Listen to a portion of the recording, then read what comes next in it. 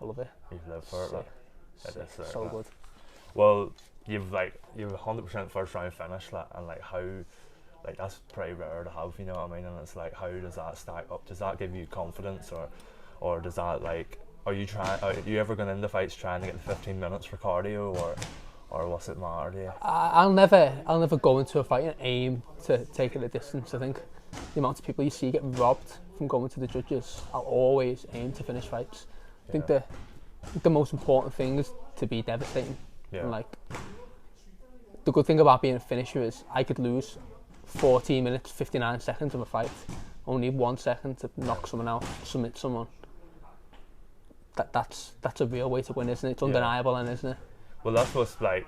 You became like, a lot of people know you in Cage Warriors now, and there's a lot, like you went up the ranks pretty fast. You know, what did you start in 2020 or 2021? 2020, yeah, December 2020. So basically 2021. Yeah. So just over 2 years in Cage Warriors, and you're pretty much at the top. You know, you've got Hardwick and all talking about you. You've got everybody talking about you. So I know you haven't got your fight announced for the next one, but you know who it is. Like, I'm not going to pry that out. No, I'm not allowed to say yet, but yeah. I've had it's meant to be confirmed. So yeah, been studying and game planning, and you know your plan. I'm not going to pry out you because I don't want to get you in trouble. You're on the way to the title, hopefully. So what do you have to say? What, like, I was talking to Nathan earlier, and I've talked to Nathan before about it. You have such trouble getting matchups, like, and like how. And it takes so long, like we're 3 weeks away from the fight and you still haven't got the match announced, you know what I mean? You still haven't got it through 100% confirmed. Yeah. So like, how does that affect you, like trying to train for stuff and all? It's you know, peaks and troughs. Like, yeah. I've always been good at motivating myself. But with a lot of people tearing you down, sometimes you can lose motivation. It's hard to pick yourself back up. But when you've got a name on the sheet and you're like, me and blah blah, we're fighting on this date. Yeah. Like waking up and thinking about them, going to sleep and thinking about them, and everything you do, you're just thinking about this person. Yeah. The motivation's like, it's easy. Yeah. When you don't have an opponent, it's all about discipline, isn't it? And staying disciplined. I've never struggled staying disciplined, but I'm just desperate for the challenge. Like, I like waking up scared, being like, wow, I'm going into a fist fight with this guy who's training right now to kill me. Yeah. That's like the highest high. Like I love that. I love it. And that every day. At this point, you're probably like when you don't have the opponent, you're basically fighting yourself to motivate yourself. Exactly. Now. Yeah. Yeah, it is. It's literally just staying disciplined and motivating yourself and looking at the long-term goal of like being UFC champion. So regardless of whether there's a name on the sheet or whether I'm fighting this date or not, my goal is I'm going to be the UFC champion. So I have to train like I'm the UFC champion already every day. So if that's your clear goal then, and what is, like, if you win this next fight, then what do you feel is next for you? When do you want to push for Cage Warriors championship first, or? To be honest, I don't think of anything past this fight. Right. Like I was saying before, live in the moment, like you could come to me and go, do you want to go on holiday on the whatever? And as soon as you say a date that's after my fight, it's boom, don't care, back on my mind. Don't, like, it's the only thing I think about. Like, in my head, life might as well end on the night of the 15th of April because I don't care about anything after that. This fight is the most important thing that's ever going to happen in my life for me right now. Yeah. That's the way my mindset is. I don't think about what's next or who's next or whatever. To be honest, they're all probably thinking about me because I'm the most dangerous fight in that division. Yeah. Let them all do that. I'm thinking about killing this kid on that date. And after that, whatever happens, who knows? That's up to them. Or if I know if I turn up and keep smashing people every time, everything will come. Well, how do you feel about people like I've seen you sharing your story the other day about the man calling you out and everybody having their name in your mouth? Like does that kind of put you off your opponents now, or is that another thing you still can't afford yourself to think about? Like? I don't think about them. They're irrelevant because all the people that speak about me in interviews are the same people that tear me down for fights. Exactly. Like, it's all right. I can go online and go, I've called out Khabib a million times, but like, no one knows whether I have or not. I haven't. Yeah. Same for him. He can go on and go, I want to fight Adam Cullen. It doesn't say anywhere that he's turned me down 3 times, which he has. Yeah. He turned me down when I was 3-0. Turned me down for the fight after that. He turned me down for the fight after that. So where do you think they get the goal then? Because they know they've got to call me up because I'm the biggest name in that division. Everyone's talking about me. Yeah. And the minute people win a fight, the first thing people do is go, oh, do you reckon he should fight Cullen? Yeah. because people only care about watching me.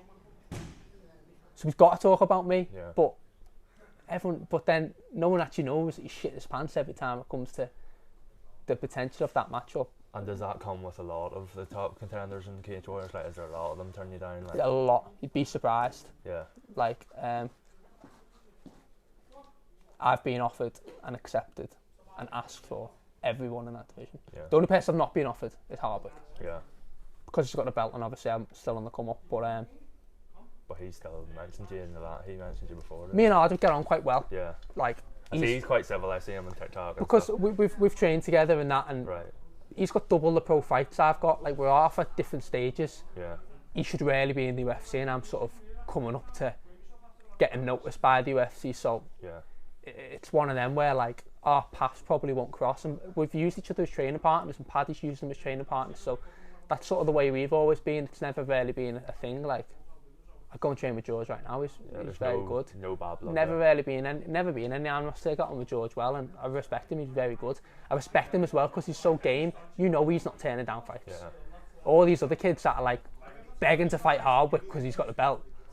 But I bet you half of them are turning them down when they're going, do you want to fight him in 5 weeks' time? Yeah.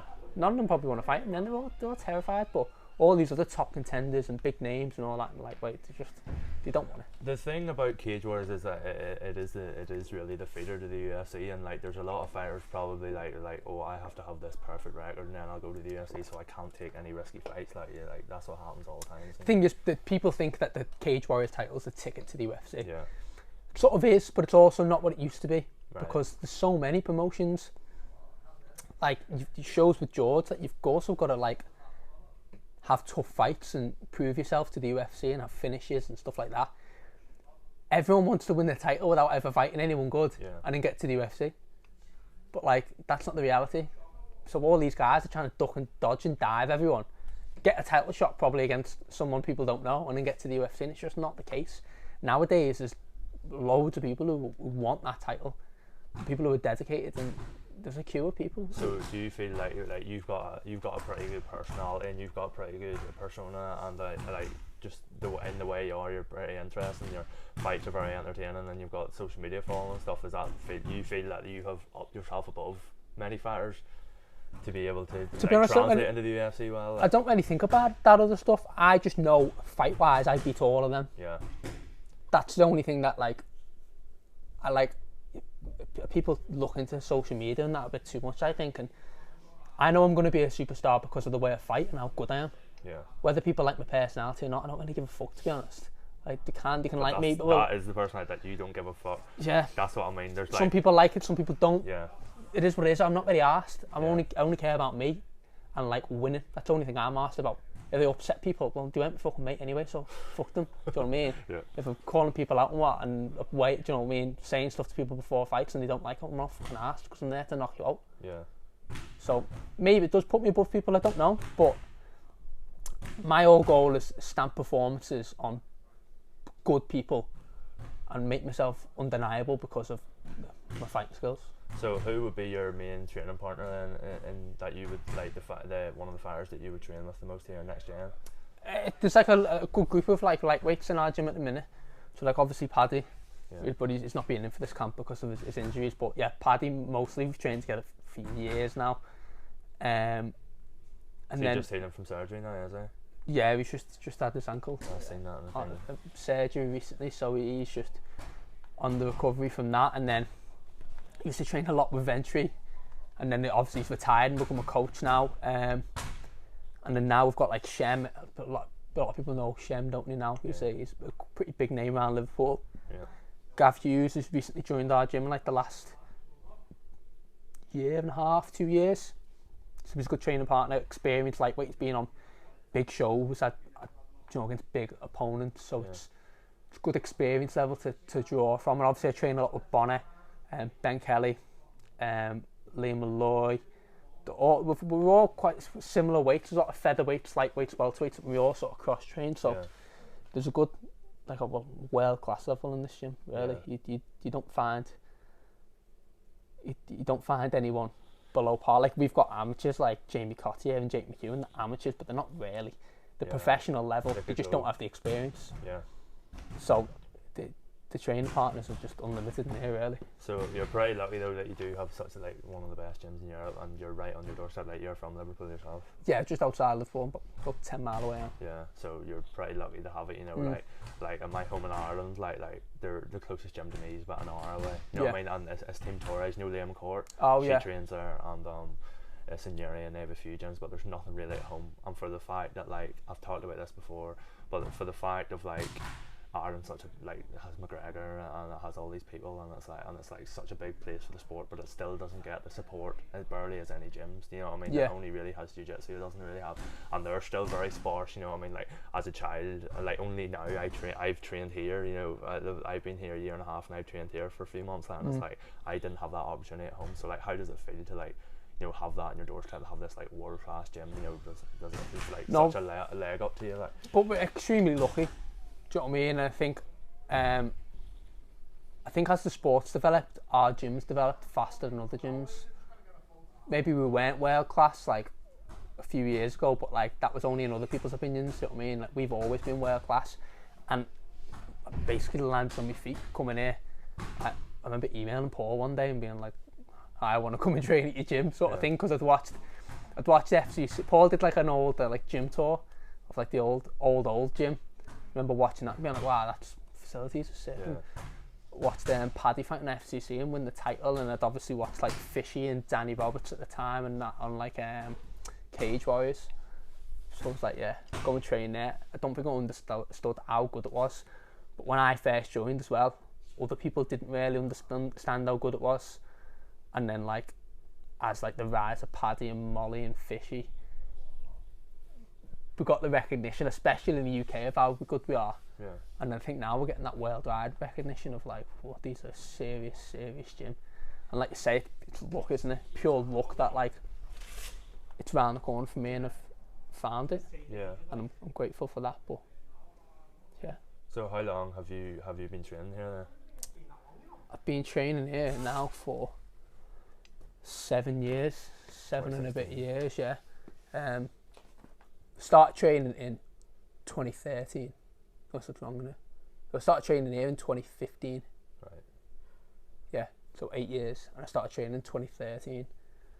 So did you always train here, or was that another gym? I trained in another gym that was closer because I was only 15. Yeah. So I was 15 in 2013. I used to I was just telling the lad before, I used to sell sweets in school. So did I. And my mum, I was obsessed with MMA, and I had been since I was like 12, and my mum would never let me do it, never let me train, and I was obsessed. And I remember asking her for years. I'd literally just, like, any gym, be like, I found this one here, and they do like Muay Thai, do this jiu-jitsu here, just wanted to do anything to do with MMA, and she wouldn't have it. So then I was selling sweets in school, and I was like, do you know what, I've got a bit of money here. Like, and I found my mate who liked the UFC as well, and I was like, listen lad, we need to go and start training this MMA.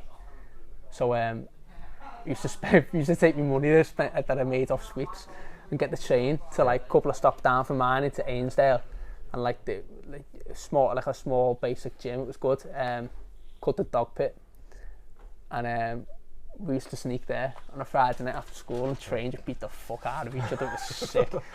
And that was basically how I started. And then after like a couple of years of being in there, eventually we moved up here after I emailed Paul. But yeah, that was basically how my MMA started, sneaking off.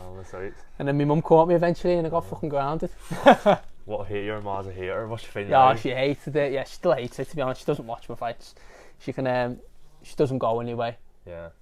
She like normally sits at home and gets drunk, and then like waits for me dad to ring her and tell her how I've got on. And she's managed to watch a couple back. Like when I knocked that kid out in 15 seconds, she's watched that back because she knew I didn't get it. Yeah. So she managed to watch that, but she can't handle it. But that's just a mum thing, isn't it? Yeah. Did you ever get caught selling sweets or anything? Like, was that a trouble or something in your school? Because it wasn't mine. Like, oh, what things? Like trouble. You got in trouble? Oh yeah, they got in trouble. Yeah, I never got caught though. First day I sold sweet. I sold just for a month. This is a silly story. That I sold just for a month. And juice. Yeah, just like Lucozade and Coke and shit and all this. And on the very first day, I had this wee like sports bag, like football bag, and underneath it was a wee compartment where you put your football boots. Like, but I filled it full of juice, and I sold like 15 litres, so I made £15. And but I just would go up to like 11-year-olds, like the wee children, and be like, buy this fucking litre and give me £1, like, and then they would pay for it, and the whole school was like flooded with litres, like, and the teachers called me on the first day, and they called me and they were like, were you selling juice? And I didn't have any left in my bag, and I was like, were you selling juice? I was like, how dare you accuse me of this? And I had like £20 in my pocket, and they were like, why do you have £20? Exactly. Like that. A load of pound coins, and I was like, they were like, why do you have that? I was like, that's my lunch money for the week, and it was like Thursday, you know what I mean? Like, and I just got away with it because I didn't admit to it, and I made like £270 a month, and I bought, this is in 2015, and Kanye West had just released his first pair of Adidas Yeezys, and that's why I started, because I wanted to buy them, and I bought them for like £300. I bought like first ever ones, and now they're worth like £5,000. I still have them, like, so I'll never ever sell them, like, so. But that's sick. Yeah, so mine literally, like, I was the same, selling sweets, and I literally started a few months before, like in year 10, is it? Started a few months before the end of year 10, and like I was just spending on like 40 boots and stuff like that. And then when it went into year 11, that's when I started MMA, and I just spent it all on trains to training and paying subs. And like I was saying, you walking around school like that, people are passing me money, and the teacher's going, "What's he passing you money for?" "Oh, he just owed me money for, like, I bought him a drink the other day, so he's just passing me the money back and all that." They're obviously onto it, aren't they? But walking around with your blazer pocket like that, like, you're like a mafia boss, you are. Full of coins, like you're handing them a pair of fucking shirts on the table and shit. You'd like walk out into like the schoolyard at like breaking 9, you get swarmed, people like, everyone chill out. I used to sell chocolate bars, that was my graph. No, I got Coke Lives, and they were just out, and they didn't last too long, just these healthy bottles of Coke. Like. Sold them all now. I remember trying to sell again, I got a 24 pack of sugar-free Red Bull for like £5, it was near out of date. And I sold 5 of them, so I made my money back and then just give them away. I was like, fuck it, I'm a philanthropist here, like. But yeah, like, so like in your youth then, like once you started going to train, then who's the fighter that you looked up to the most, like got you into the sport? I think that got me into the sport was GSP. Yeah. It was like the first person I ever watched, and like, so yeah, probably introduced to it from GSP, but then like become more obsessed with like John Jones and like Rampage, because like when I got into it, it was like the light heavyweight era, where it was like Rampage was so that's when I got into it in like 2013-14 when Gustafsson and Jones fought. So I was into them fights, and then around what was it, 2013, Bisping as well. Bisping was a big one for me, and I was obsessed with Michael Bisping, and I always used to say to people, "Oh, we'll win a UFC title, we'll win a UFC title." And I remember watching him get knocked out by Vitor Belfort, and I was gutted. And I was like, that was the first time I went to myself, he'll never win a UFC title. But how wrong was I? Do you know what I mean? But yeah, he was definitely a big inspiration. But I just like anyone who's an hard worker, and anyone who's not like gifted athletes. I think I'm drawn to people like that. People who've had the hard route, like Volkanovski now. I love Volkanovski, the hard route. Do you know what I mean? Yeah. Australia's not very big. Do you know the sport over there? He was like 13-1 before he got signed to the UFC. Fight anyone, and even in the UFC before he was a champion, no one was asked about him. He was never popular. He just really took the dog's route, didn't he? And I'm into that. Even when he beat Aldo, you barely heard of him. Exactly. No one was asked about him. He knocked out Chad Mendes. Still couldn't even get like a look in. But I love that. I'm into people like that. Well, what do you think of like there's like Darren Till was obviously the first big fighter from Liverpool, and like. Paddy the Baddy was the first big fighter from Liverpool. He got the Paddy the Baddy. Yeah, he was before him in Cage Warriors. But like, how do you feel as like Darren got like hot shot at the welterweight title, and like how, I don't know how many fights he had in the UFC, like 3 or 4 before he got, and now Paddy's how many he had 3? 4 now. Paddy's 4 now in the UFC. And 4, and like he would be if he was Darren Till that day, he would have got a title shot. So like, how does it feel that like? What do you think of the likes of Darren, who like just like really had a good few years, and now he's left the UFC? What do you feel? Do you know what? Like I never used to relate to Darren Till very much. He was quite cocky and brash, and like I didn't really like his style too much. Right. And before his last fight against Dricus Du Plessis, he did an interview for BT Sport, and I really was drawn to him. Like, it was a proper raw interview, and he was talking about like how like bad influences and everyone wants to know you and all that, and he basically talked about how like he realised that like being a celebrity is just like doesn't mean anything, and like as quick as everyone will get on you, they'll all drop you in an instant. And like talking about how his motivation had changed. Now, do you know what? Like that was the first time I was really like into Downhill, like in his recent fight, and I feel sorry for him because he probably wasn't ready for it, but like his momentum and his draw, they couldn't not put him in big fights. Yeah.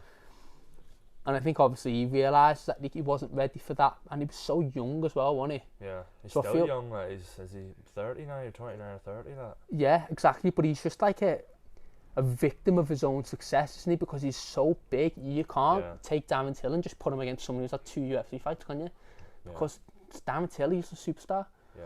So we can only fight top 10 people at middleweight. He didn't ever really used to fight at. Like, I feel bad for him, and I think him stepping away to gain his confidence back is probably a good idea. And I hope he does well. Because now that his mindset's changed, he looks like he's working hard and doing all the right things. I thought that too. Like he's away in Thailand and he's training in Thailand. You know, with Brendan Loughnane, and Brendan Loughnane, wow, what like a shining example of how to be a professional athlete.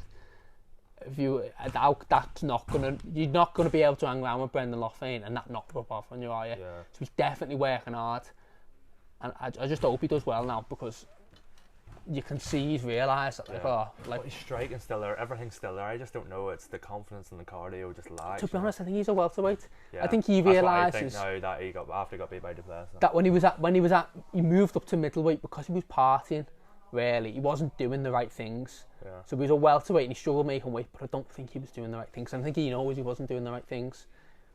Now he went to middle, and then I think when he started doing the right things, like before, like walking into that Duplessis fight, he looked tiny compared to him. Yeah, he did. But it's because he's a welterweight, really, and I think he realised that like now he's training hard, he should probably be a welterweight, and I think he'd do fairly well at welterweight. But it was like little things if he got lucky. He only got beat twice. Now he only got beat by Tyrone and Masvidal, who are fucking unbelievable. Yeah. Masvidal, he just got caught, didn't he? It happens. Like he dropped Masvidal at the beginning of the fight, didn't he? And I think he was cutting a lot of weight because he was doing it the wrong way as well, which probably took it away from his chin. And he was just coming off a huge loss and all that. Like, you've got to cut him some slack. That happens to the best of people, doesn't it? But I hope he gets his confidence back. I hope he moves down to welterweight, and I think he'll do really well if he does. And when he does, and I think everyone wants to see him back in the UFC, don't they? Even though it's only been 2 minutes since he left, everyone already wants him back, don't they? Because he talks him fighting fucking Logan Paul in the boxing match. Like, I fucking hope he does. I hope he bladders him everywhere. I'm so over that at this stage. I'm like big into wrestling, like professional wrestling. Yeah. And, like Logan Paul's in the WWE and he's really good on it. He's a really good wrestler. Like, but it's like after like 3 matches, but like just leave the box and just do the gimmicky shit. Like do wrestling, have fun. You know, like stop trying to YouTuber, celebrities, a personality. Infect MMA. You know what I mean? Like, yeah. You know, it's hard to watch that, but like you were saying there about weight cutting, so it's like you cut to. Have you fought at welterweight? I fought at welterweight as an amateur. Yeah. And I've had one pro welterweight fight. It says on what do you call? On Tapology, I'm a welterweight, aren't I? Yeah, bastards. I was looking yesterday. I was like, you're not fucking welterweight. Yeah, so like I think they go off your last fight is what they rank you in. So like I'm ranked obviously as a welterweight, but like I'm a lightweight really. Yeah. But that was basically come about because I couldn't get an opponent last time. Like no one wanted to fight me. They'd asked everyone. Like, remember I had a phone call off the matchmaker Ian Dean, who literally said that like he is the hardest person to match on this card and no one will fight him. Yeah. And I don't know what else to do. Till like 2 weeks before the fight, Rimmer got a text message and was like, "There's a welterweight here. His opponent's pulled out. Do you want to fight him?" And I was like about 79 kid, lost loads of it. Like I was ready to cut to lightweight. So it was when I was like, shit, back on the fucking steak dinners, steak and chip dinners to get me weight back up. But yeah, it was a big risk and paid off though. But like I'm a lightweight really. Yeah. I'm a big lightweight, but like the jump to welterweight's fucking massive, isn't it? So what do you walk? Yeah, it's one of the 15 pounds, one of the biggest. Like, so what do you walk about at then? Like outside the camp, like 90 kilo. So, in like I'm a big lightweight. Yeah. like in camp, well, like when I'm training, I'm like 85 kilo, Yeah. 86 kilo. So what would you go under like fight weight at, and then how much you have to cut? So I cut like 9.5 kilo in the week, Right. and then probably come back in the cage about 80. Right. So put like 10 on. You don't struggle with it or anything? No, I've always, because I'm quite lean. Yeah. I think being lean helps massively. Yeah.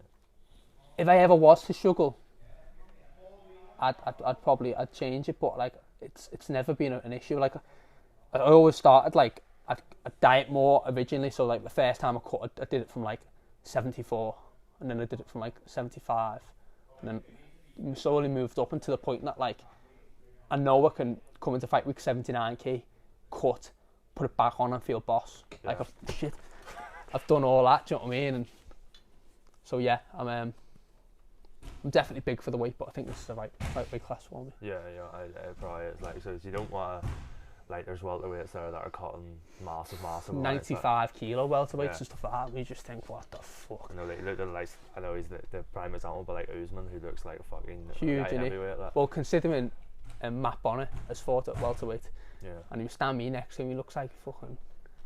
Looks like massive, double a man I am. Do you know what I mean? Looks like I'm prepubescent and he's a fucking man. So, yeah, fuck welterweight. So, like, how, like, do you mainly just cut weight through like your diet slowly and stuff, or what do you do in the week? Just dieting and obviously hard training all the way through camp. Like, just you can't not lose weight the way we train. Do you know what I mean? Yeah. And obviously, once you know you've got to fight, stop eating burgers and that.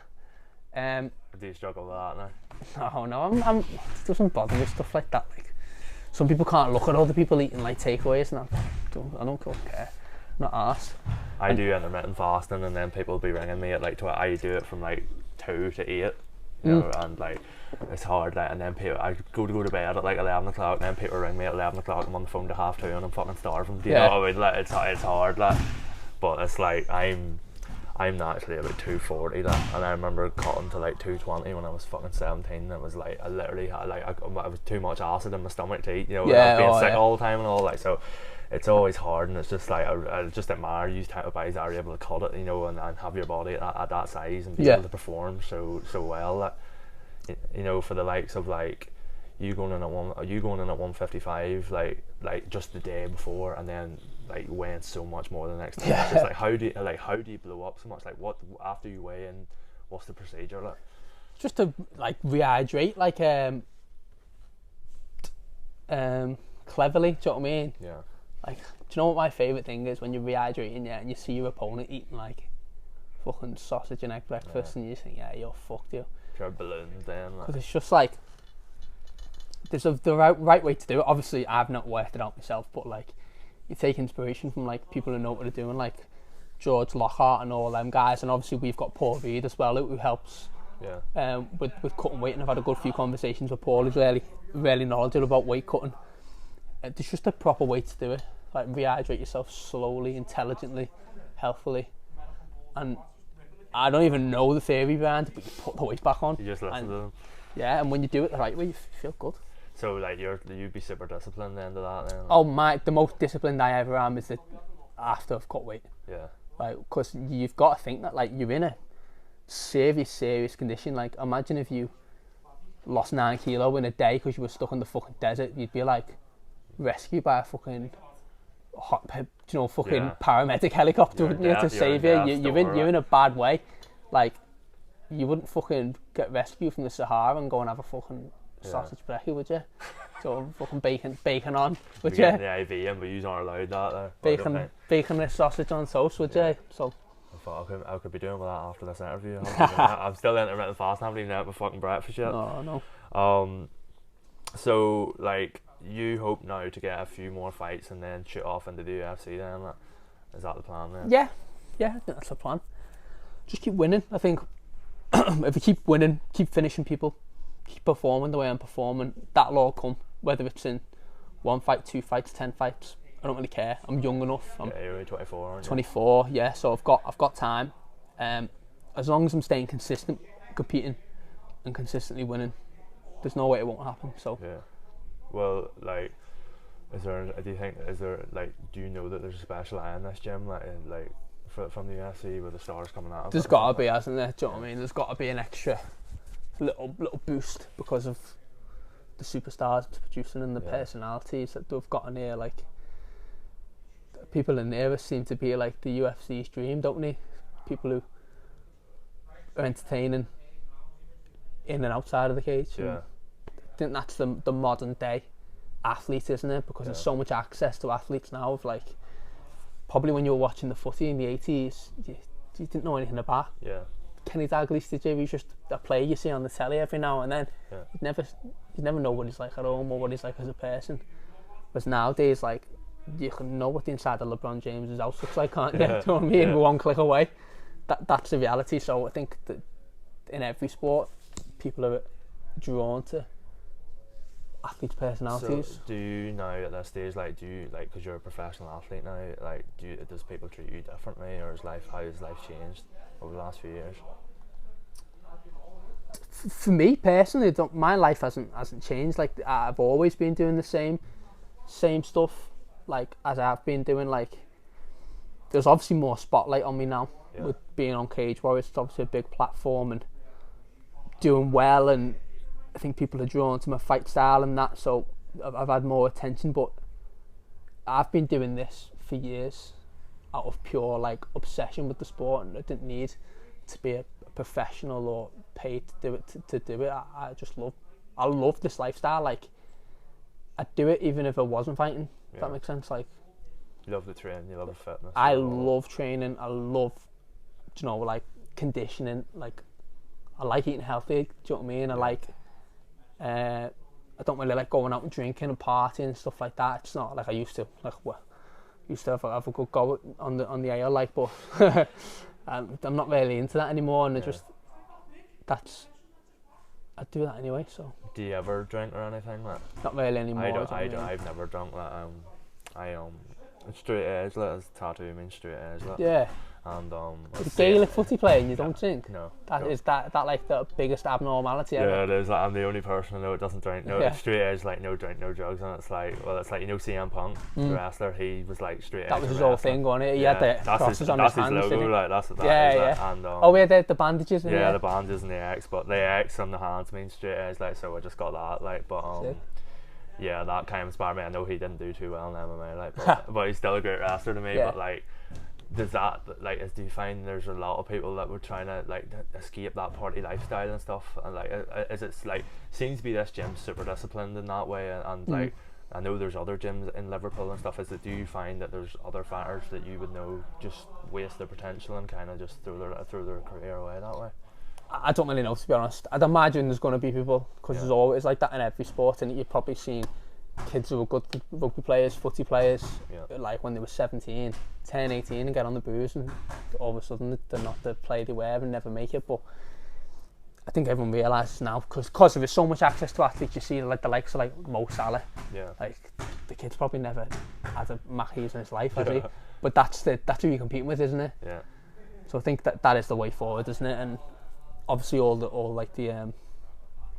Muslim athletes nowadays, like they're all straight edge as well, aren't they? And because of the religion, and like I think it's so much easier for them because they don't have that temptation. They don't even think about it. Like, I know now, like, people say to me, "How do you not do it? And why did you never do it?" It's like, it never entered my mind. Exactly, because it's never been a thing. It never is a thing. So it's easier, isn't it? And I think, like, obviously when I was like 17, 18, I used to go out on the piss and then come to training, and it's like Monday, Tuesday, you still don't feel right. And then like now, when you're optimising yourself for like high level sports, you're like, how could I go out and drink on a Saturday and not feel recovered until Wednesday? It's like I've just wasted half a week of training. Like, and then when you know you compete with people out there in these places who are super dedicated and aren't doing that, you automatically just like giving yourself a handicap, aren't you? You might as well go in the cage and tie one hand behind your back, because that's essentially what you're doing, isn't it? Well, you're like, now that like you have that now, that's like the way to be, you know. You're super, like, everyone here's super disciplined. Like, I talked to Ben before, and like Ben's only had like one pro fight, and like he's like literally won't eat nothing, you know. He won't eat nothing bad. Same with Nathan and stuff. It's just like I think it's a way, is it like a mindset, because you're early in your career, that like you have to stay around this weight because you could be fighting in 10 days. Do you know what I mean? It doesn't really even cross our minds. I don't think it's just what we do, because We always have done. Like, you see the likes of like Michael Chandler and all them. Like, have you ever seen Mike Chandler without abs or Usman without abs? Like, that's who you're competing with, and it's got to become a lifestyle. Like, you've seen the fade off of people's careers, especially in the UFC, who have like camps and then like time off and then camps. They quickly get caught up with people who don't have camps. Like Cheeto Vera was speaking about it the other day. Is like, basically, like, camps don't exist. I just train every day, really hard, and I always have done, and I always will. And is that the way you are now? That's the way I try and be. Yeah, you try and keep. Well, he's from Venezuela, I think. So he's come from the rough of the rough. Come from the rough, and like, this is his only opportunity, and wants to grasp it with both hands, because he's probably thinking, I'm not going to go back to fucking starving and poor and fucking no electricity and all that shit. I'm going to win. Has there ever been any other path for you in life, like, other than fighting? Is there anything that you wanted to do maybe when you were younger or anything? I wanted to be a Power Ranger when I was 5. Then I started watching wrestling and I wanted to be in WWE. And then when I was 12, I seen the UFC and I wanted to be a UFC fighter, and that's they're the 3 jobs I only ever wanted. I hope you still have the respect for the WWE. It's fucking crazy. I do it myself at home. I wrestle at home. So do you? I'm looking to do... So we're looking to do a big show, because I've got a bit of a following now, looking to do a big show at my local GAA club, and hopefully they get behind it, because they're building a new football pitch and they didn't get any money for it, so we're going to try and raise money for it. Oh, quality. So put the good of the end of the world in that kind of way. Fly me in, lad, and I'll smash a chair over your head or something. I'd love to have you on. That's what I mean, we'll do a rumble and shit, just get everybody in. Like, it'll be class. It's class to be on it. I've done it for years. We built a ring at my house, like in my actual garden. We got a full ring. We wrestled it for years, just be hundreds. Sick. I remember my like 10th birthday party. My mum had a bouncy castle, and like all we wanted it for was to wrestle on it anyway. And she found one that was a boxing ring, so it was like obviously like a wrestling ring. And lads, I was on that for hours, just like choke slamming people and that, and like me and my brothers wrestling. I was obsessed with wrestling. It's like that's probably where you got your personality from. You know, your don't give a fuck attitude. You know what I mean? That's probably where you probably got a bit of that from. The Ric Flair of Cage Warriors, being calling me. That's what you will be. That's like literally, my dad's a farmer, and like he would have been away farming all the time, and my dad, like, I tell people I was raised by John Cena, you know what I mean? And all I ever heard was never give up, and I just inspired. Hustle, loyalty, respect. Exactly, Dad. Like, but yeah, so that's it. That's probably all the questions are. It's good time. If anything else you want to say? Nah, just keep following me and fucking watch me go all the way. Yeah. What's your socials then? Adam Cullen MMA on like TikTok, Twitter, and something else. I don't think I'm Adam_Cullen1 on Insta, but I'm going to change that to Adam Cullen MMA. Just make it keep consistent. Yeah, get the name right there. That's me, Nice one for that, lad.